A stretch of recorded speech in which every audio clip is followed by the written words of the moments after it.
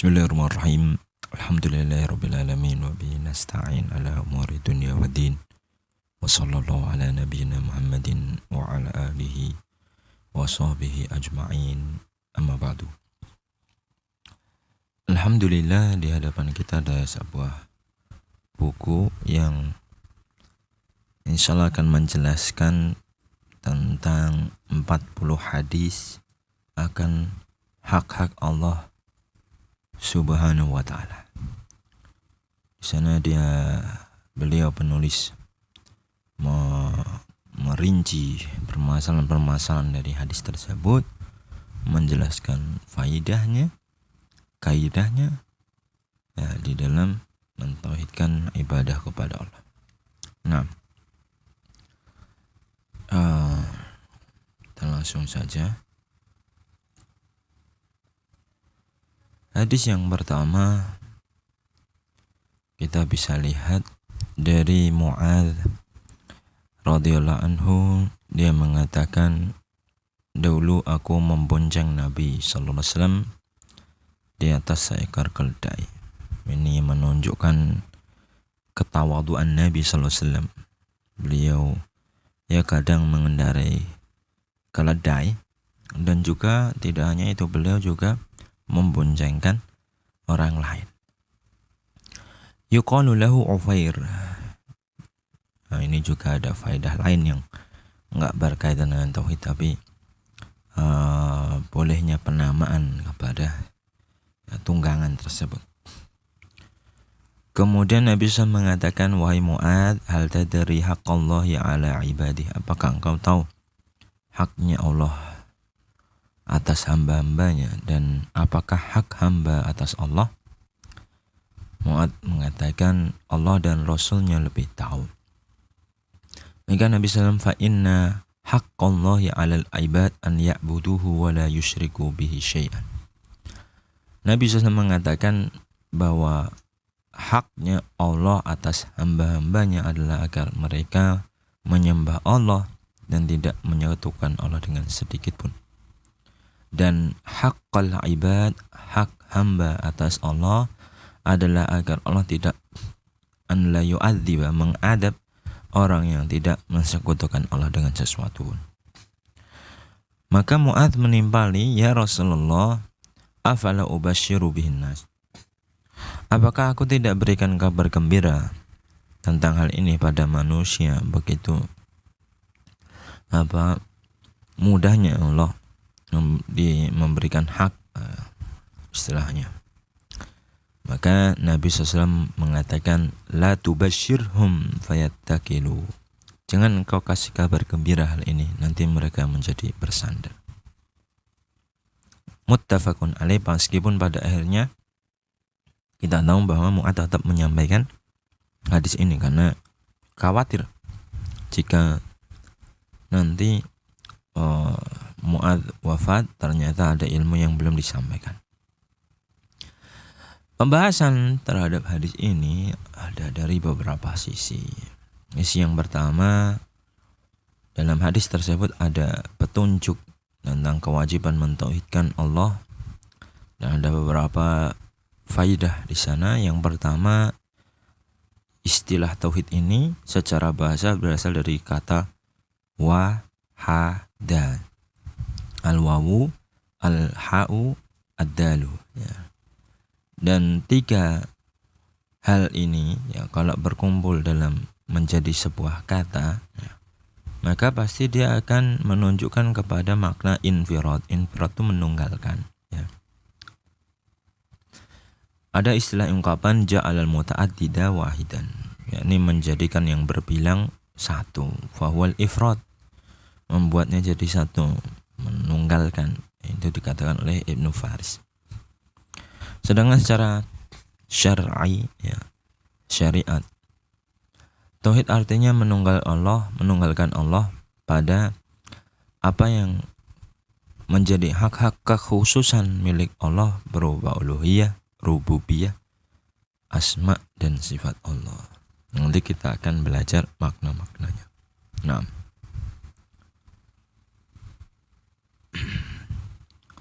yang kedua faedahnya, ketahuilah bahwa tauhid dibagi menjadi 3.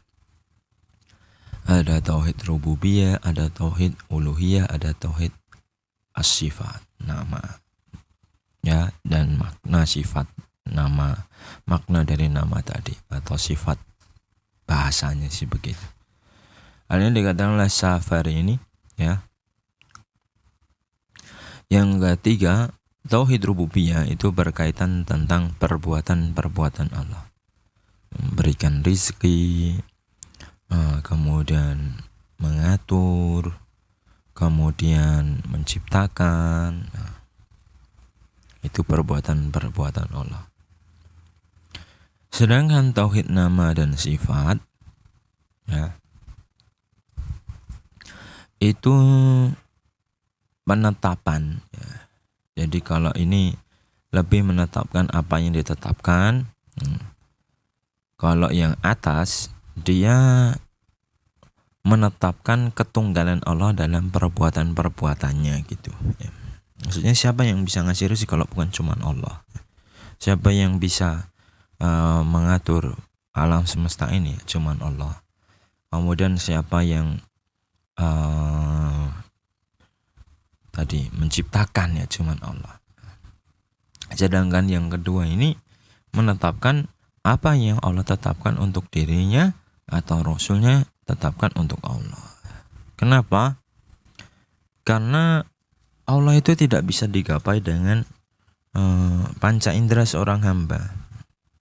Tidak mungkin Allah yang tidak terbatas bisa digapai dengan yang terbatas. Sementara panca indera kita ini ya lemah. Kita nggak bisa melihat sesuatu yang terlalu besar, terlalu kecil, terlalu terang, terlalu gelap, atau merasakan suara dari kanan dan kiri dari depan juga nggak bisa, atau ya mendengar keributan juga kita nggak jelas, terlalu pelan nggak mampu, terlalu keras terlalu berisik. Jadi panca indera kita tidak mampu menggapai Allah ya. Oleh karenanya haruslah untuk mengetahui nama dan sifat Allah, haruslah yang paling mengerti tentang Allah, yakni Allah sendiri. Karena hanya Allah sendiri yang mengetahui tentang diri Allah, makanya diutusnya Rasul yang memberitahukan ya tentang hal ini sebagai utusan. Nah, tanpa tahrif, mengubah, taktil, menolak, tamsil, ya memisalkan, takyif, membagaimanakan. Ini bukan berarti maknanya tidak ada ya. Sifat-sifat Allah itu ditetapkan maknanya, cuman dia lebih tinggi lagi ya. Makanya membagaimanakan hakikat enggak ada yang bisa ya. Tapi mengetahui makna dari sifat tersebut iya gitu ya. Misalkan apa ya? Misalkan ya kita tahu ada nama-nama terhadap kenikmatan-kenikmatan surga yang Allah janjikan. Ya, misal nanti ada daging burung, ada buah-buahan, anggur, kurma, pisang, bidadari ya. Kita mengenal hal itu di dunia, maknanya jelas sekali, nggak perlu dipusingkan ya. Tapi kita nggak bisa mencapai hakikatnya, tapi kita sedikitnya mengetahui maknanya sehingga kita tertarik ya. Kita bisa merasakan itu, tapi yang aslinya hakikatnya dia lebih tinggi. Nah jadi membagaimanakan hakikat tuh nggak akan pernah sampai, karena surga saja itu disifatkan oleh Nabi SAW sebagai mala ainun ra'at, yang nggak bisa dilihat oleh mata, nggak pernah, wala udunun sami'at, tidak pernah didengar telinga, wala khatara ala qalbi bashar, juga nggak pernah terbesit dalam benak seorang manusia. Jadi hakikatnya nggak akan bisa dicapai, tetapi maknanya bisa kita ketahui sehingga kita bisa sedikit merasakan dari apa yang kita kenal tadi bahwa dia lebih tinggi. Dan nanti ketika seorang benar-benar dimasukkan ke surga, mudah-mudahan semua kita termasuk di sana, Allahumma amin. Mereka mengenali itu. Sebagaimana di surat Al-Baqarah, ya, qalu hadzal ladzi ruziqna min qabl. Ini kan yang dulu kami dikasih rizkinya, ya, cuman beda gitu ya. Baik, kita kembali. Tauhid uluhiyah adalah menunggalkan Allah dalam ibadah. Ya, ini juga disebut tauhid ibadah. Sebagiannya menyebut tauhid ilahiyah. Sebagian lagi menyebut tauhid al-qasad, ya, dan iradah. Ya, itu penamaan-penamaan saja. Nggak dinamain ya boleh, yang penting paham dan nggak salah gitu ya. Baik. Dinamakan tadi tauhid ibadah bi'tibari wujubi mulazimati wasfil ubudiyati bi kulli ma'aniha lil abdi bi sifatihil mulazimati lahu min muqtadayatil ubudiyati lirububiyah bi ikhlasil ibadati lillahi ta'ala. Jadi makna tauhid ibadah itu, kenapa kok disebut tauhid ibadah? Karena di sana ada kewajiban yang mengharuskan, ya, di mana lazimnya sifat ubudiyah, penghambaan diri itu, ya dia kan menghambakan diri, yang namanya ya berarti dia menjadi hamba dan menyembah yang dia menjadi rajanya, robnya, begitu kan, dengan segala makna-makna ibadah. Makna ibadah itu ada cinta, ada harap, ada tawakal, ada takut, ya, atau makna yang lain dalam sisi peribadatan lah, ya. Bagi seorang hamba, dengan sifat-sifat yang ya senantiasa ada, ya, karena dia termasuk konsekuensi dari al-ubudiyah atau penghambaan diri kepada Robnya, ya. Tapi harus dengan ikhlas, harus menunggalkan Allah dalam segala ibadah tadi, menunggalkan Allah dalam cinta, menunggalkan Allah dalam tawakal, menunggalkan Allah dalam harap, menunggalkan Allah dalam takut, menunggalkan Allah dalam, dan seterusnya. Itu makna-makna ibadah banyak. Baik, ini saya sempat nulis-nulis di sini ya. Ini contoh tahrif di sini. Saya dulu tulis istawa, kemudian diganti istaula. Jadi tambahin lam, ya. Ditambahin tahrif secara hakiki, ya. Ini yang melakukannya sekte Mu'tazilah. Kemudian faedah berikutnya, ya, dalil akan hal ini adalah, ya, pembagian tauhid ini adalah yang disebut istiqra'ul Quran, ya. Ya, istiqra' itu meneliti Al-Quran. Jadi semuanya di search, ya. Kemudian coba dirumuskan, ada ternyata mendapatkan sebuah kesimpulan, ya, klasifikasi dibagi cuma 3 saja. Walaupun ada yang bagi juga cuma 2, ya.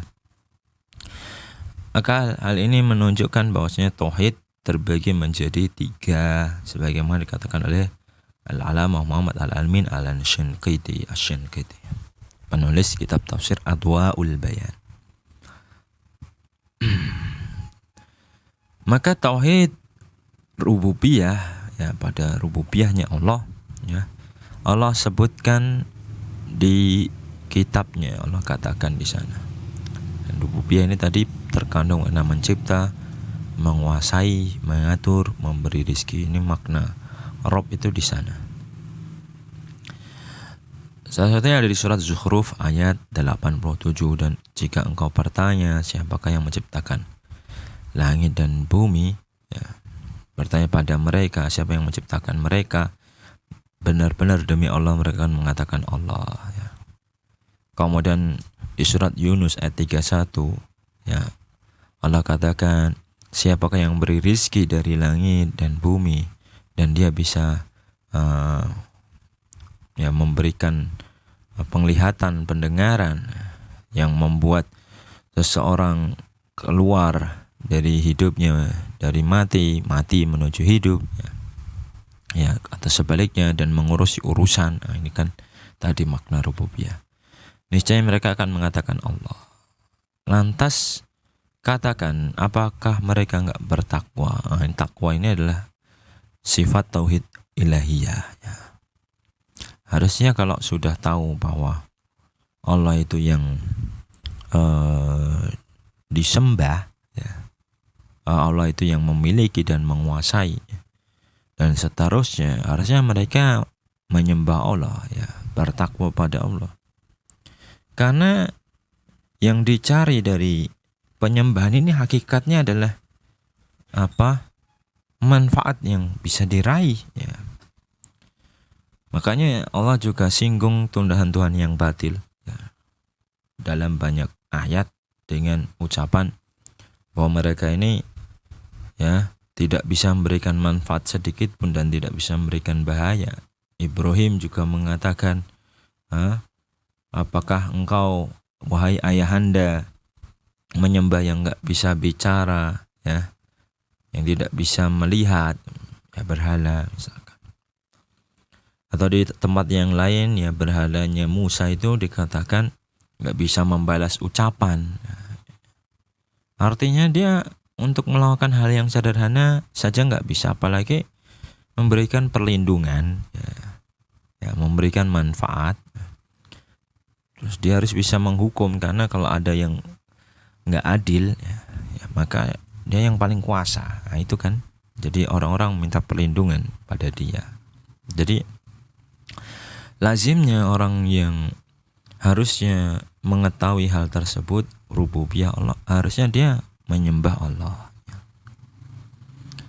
Maka tauhid uluhiyah datang dalam firman-Nya. Nah, ini kalau uluhiyah, maka ketahuilah bahwasanya tidak ada sesembahan yang hak, ya, kecuali Allah, dan mintakan ampunan untukmu dan orang-orang yang beriman. Ini jelas sekali bahwa disuruh menyembah Allah. Tapi di sini saya mau sebutkan faedah lain, yakni Allah selain mengkaitkan tauhid orang, ya, tapi Allah gabungkan tauhid ini dengan kepedulian, ya, meminta ampunan kepada diri sendiri dan juga kepada saudaranya orang yang beriman, ya. Makanya tauhidnya harusnya berhubungan juga dengan bagaimana dia senantiasa beristighfar, ya, untuk dirinya dan juga saudaranya. Kemudian di ayat yang lain Allah katakan, sungguh kami telah utus di setiap umat seorang rasul yang mengatakan sembahlah Allah saja dan jauhilah tagut. Ini jelas setiap rasul, ya. Dan ibadah tadi bukan hanya sholat, ya, bukan hanya puasa, ya. Nah, ibadah itu juga ada ibadah hati. Kemudian ada ayat yang lain, tidaklah kami mengutus sebelum wahai Muhammad berupa seorang rasul satu pun kecuali kami wahyukan kepadanya bahwasanya tidak ada sesembahan yang hak kecuali aku, Allah, sembahlah aku. Kemudian yang berikutnya adalah tauhid asma sifat, ya. Tauhid nama dan sifat, sebagaimana Allah katakan setelah firman-Nya, tidak ada yang serupa dengan Allah. Nah, ini artinya tidak ada yang bisa mencapai, ya, hakikat Allah, ya, yang sama satupun, ya. Tapi Allah juga punya, ya, kesamaan di sisi lain, ya, atau ditetapkan sifat Allah, ya. As-Sami dan Al-Basir, melihat dan mendengar. Tetapi melihat dan mendengarnya Allah laisa kamislihi syai', ya. Tapi, ya, kita tahu melihat dan mendengar. Jadi kalau kita ngerti maknanya kan kita, ya, melihat itu ya melihat, ya. Jelas sekali, ya. Agar kita tahu kan, kamu melihat, kalau melihat orang, ya, kamu dilihatin terus, ya, istilahnya jadi merasa terawasi, takut gak, ya? Mengambil kewaspadaan, ya? Enggak, ya, mengambil kewaspadaan. CCTV misalkan dilihat, Nah, kalau begitu Allah lebih tinggi. Kalau seperti itu saja kamu bisa mengambil kewaspadaan takut, laisa kamitslihi syai', Allah nggak ada yang serupa pada hakikatnya. Allah lebih tinggi lagi, harusnya kamu juga lebih takut lagi. Nah, gitu. Yang berikutnya ya, pembagian tauhid kepada 3 pembagian ini ya disebutkan di sini ya. Ini yang mengatakan mana ini ya. Oh, Syekh Bakar Abu Zaid rahimahullah. Pembagian yang istiqra ini ya adalah pembagian menurut ulama-ulama salaf terdahulu ya. Jadi bukan baru ya. Sebagaimana dijelaskan oleh Ibnu Mandah, beliau punya kitab Tauhid Ibnu Mandah. Ini ulama wafat 300-an Hijriyah ya. Dan beliau menyebutkan bab-bab yang menunjukkan tentang pembagian ini. Kemudian Ibnu Jarir At-Tabari ya, dalam tafsir Tabarinya, dan yang selain daripada beliau ya berdua, kemudian ditetapkan pula oleh ya 2 Syekhul Islam Ibnu Taimiyah dan Ibnu Qayyim rahimahumullah, juga ulama yang lain ya, ada tadi Syekh Syankiti juga ya, ya rahimahumullahul jami' ya. Tapi kalau Syekh Syankiti ini ulama akhir ya. Dan itu adalah istiqra'un tamun ya, ini loh istiqra' sempurna, menyeluruh. Jadi semuanya diteliti pada nusus asyara, teks-teks syariat semua itu ya diteliti semua, nggak ada yang kosong gitu ya. Jadi ini sudah sebuah hal yang umum menurut ahli setiap cabang pengetahuan ya.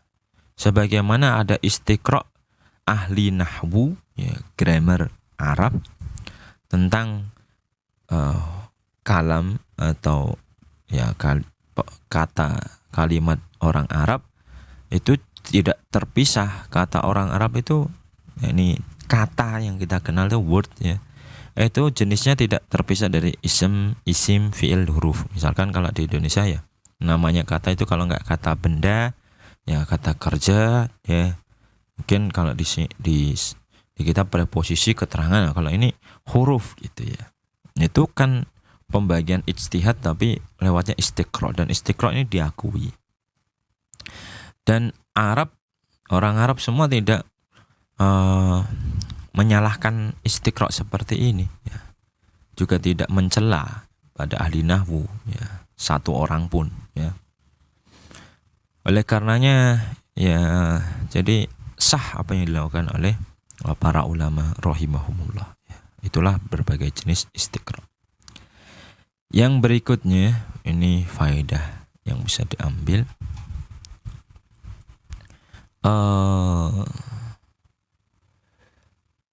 Penetapan orang, ikrar dia terhadap tauhid rububiyah yang menciptakan Allah ya, dan seterusnya, itu saja faqat la yakfi, tidak cukup untuk memasukkannya ke Islam, karena orang-orang kufar Quraisy dahulu juga menetapkan tauhid rububiyah ya.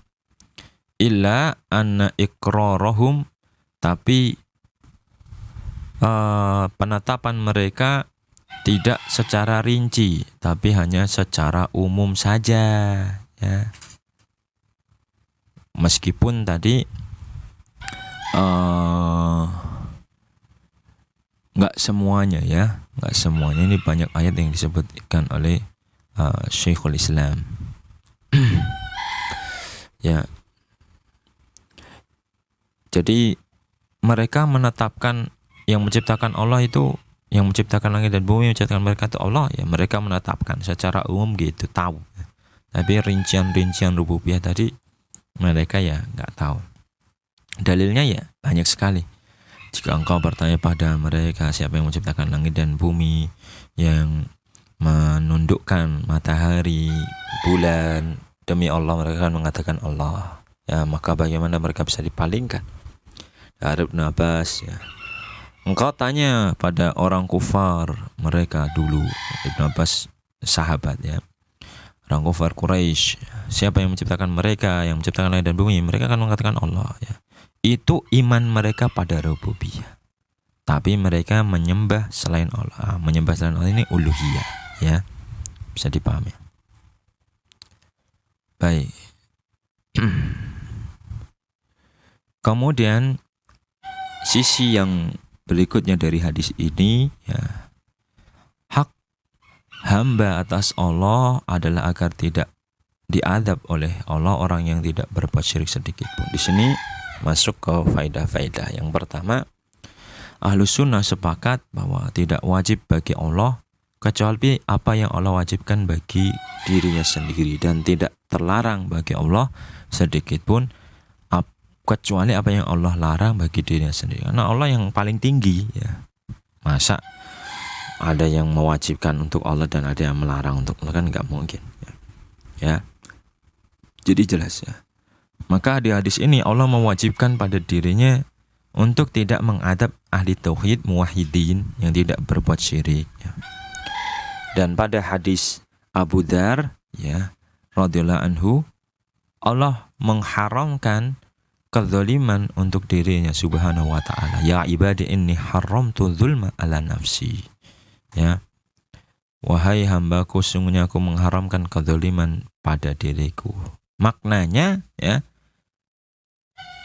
Allah bisa zalim, cuman Allah mewajibkan, ya, untuk atau mengharamkan kezaliman, mewajibkan untuk tidak zalim, ya.